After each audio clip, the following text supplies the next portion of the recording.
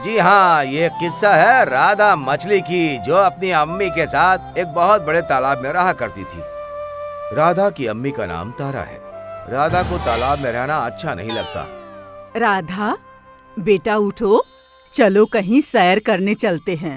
नहीं माँ, मेरा मन नहीं है, आप चले जाओ। क्या तुम दिन भर यहीं रहोगी? माँ, हमारे पास एक ही तो तालाब है, इसमें कितना सैर करेंगे हम? पूरा तालाब तो मैं देख चुकी हूँ। मैं तो अब ऊब चुकी हूँ इस तालाब से। पर बेटा, ये तो हमारा घर है, हम इसको छोड़कर कहाँ जा सकते हैं? माँ, हम जमीन पर तो सैर करने जा सकते हैं ना? नहीं, जमीन हमारी नहीं है, हमारे लिए पानी में रहना ही ठीक है। पर माँ, मैं यहाँ और नहीं रह सकती। तो फिर कहाँ जाओगी तालाब छोड़कर? माँ, मैं यहाँ से एक बार निकलकर बाहर की दुनिया देखना चाहती हूँ। बेटा, अगर तुमने तालाब छोड़ दिया तो बाहर के जीव जंतु तुम्हें देखते ही मार डालेंगे, और अगर इंसानों ने देख लिया तो वो तो तुम्हें पकड़कर अपने घर ले जाएंगे। पर माँ, अब मैं इस कैद में नहीं रह सकती। यहाँ सिर्फ हम दो ही थोड़ी हैं, बहुत सारी मछलियाँ हैं। मछलियों के अलावा यहाँ मेंढक, बत्तख और भी बहुत सारे जीव जंतु हैं। ये तालाब बहुत बड़ा है। मुझे तो समझ नहीं आ रहा कि तुम्हारा मन यहाँ क्यों नहीं लग रहा। माँ, यहाँ से बाहर भी तो रंग बिरंगी दुनिया होती होगी, पेड़ पौधे होंगे और भी बहुत कुछ होगा। मैं वो सब देखना चाहती हूँ। नहीं, बिल्कुल भी नहीं। मैं तो कहती हूँ कि तुम कभी भी इस तालाब को छोड़ने के लिए सोचना भी मत। ठीक है माँ, मैं तालाब को छोड़कर कहीं नहीं जाऊंगी।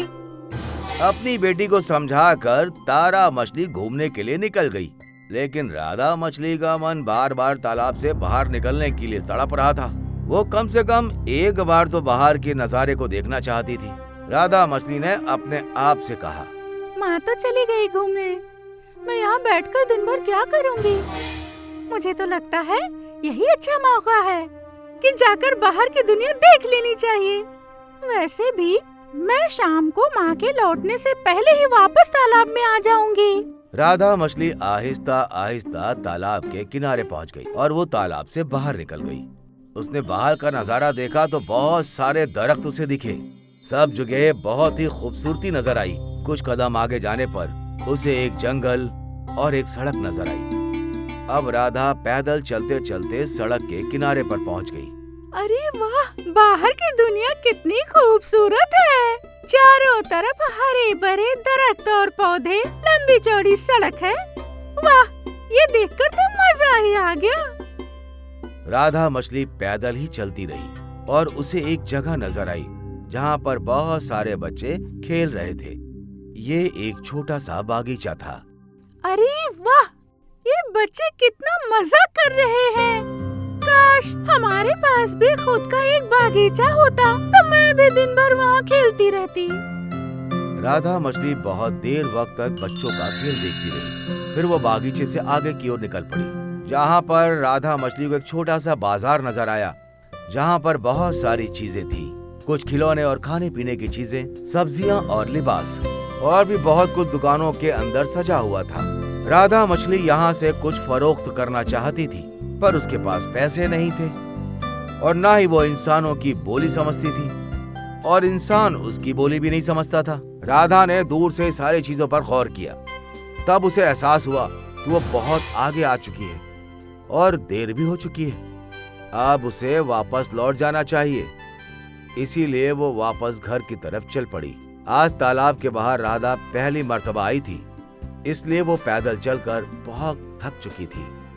जब वो तालाब में आई और आकर आराम करने लगी, तभी उसकी अम्मी तारा मछली भी वापस आ गई। राधा बेटा, क्या तुम दिन भर यहीं थी?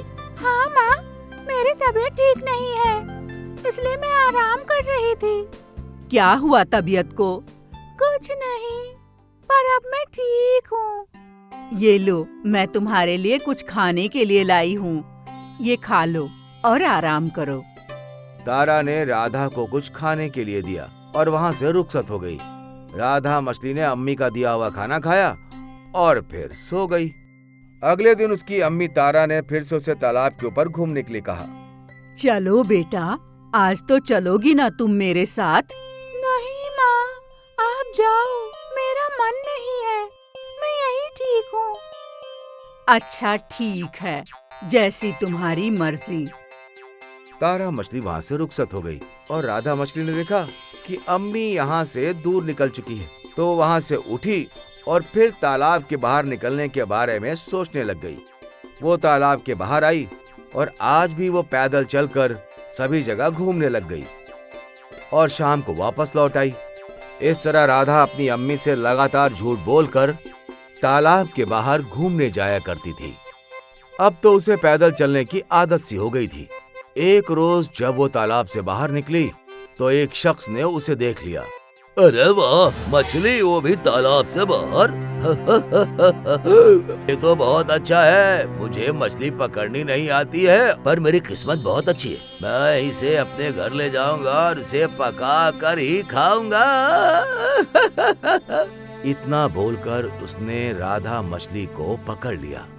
छोड़ो मुझे, छोड़ो, बचाओ, बचाओ, बचाओ। आज तो मैं इस लजीज मछली को खा लूंगा, बहुत मजा आएगा। राधा मछली रोने लगी, बचाओ, बचाओ, बचाओ। पर वो आदमी उसकी जरा सी भी नहीं सुन रहा था और खुशी के मारे उछल रहा था। तभी उछलते उछलते वो एक गड्ढे में जा गिरा और राधा मछली उसके हाथ से फिसल गई। जैसे वो उसके हाथ से छूटी, वो तुरंत तालाब की तरफ भागने लग गई।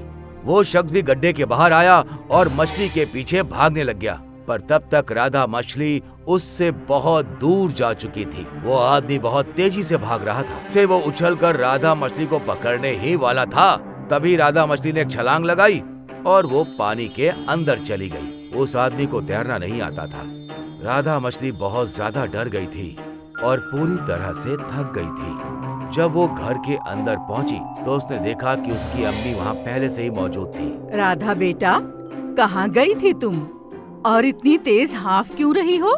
मुझे माफ कर दो माँ, मैं आपसे झूठ बोलकर तालाब से बाहर गई थी और एक आदमी ने आज मुझे पकड़ लिया। वो मुझे मारना चाहता था, पर मैं बचकर भागकर आ गई। माँ, मैंने आपकी बात नहीं मानी और ये सब इसी वजह से हुआ, लेकिन आज के बाद मैं कभी तालाब के बाहर नहीं जाऊंगी। अच्छा, तो तुम्हें समझ आ ही गया। चलो, कोई बात नहीं, देर से ही सही तुम्हें बात तो समझ में आ गई ना। ये लो, खाना खा लो। राधा ने खाना खाया। माँ, क्या मैं आपके साथ तालाब घूमने चल सकती हूँ? हाँ, जरूर चलो। तारा और राधा दोनों एक साथ मिलकर तालाब की सैर पर निकल पड़े।